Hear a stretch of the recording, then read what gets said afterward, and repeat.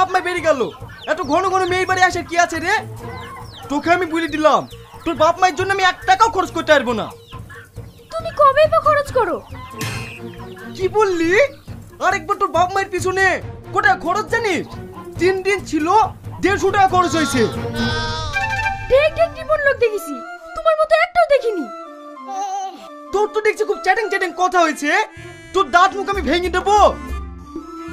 ভালো আছেন দুলা ভাই? হ্যাঁ ভালো আছি, তোমরা সবাই ভালো আছো? ভালো আছেন আব্বা? ভালো আছি বাপ, ভালো না থাকলে কি তোমাদের বাড়ি আসতে পারি? সে তো দেখি বুঝতে পারছি। যাও মা, ঘরে কি বসো।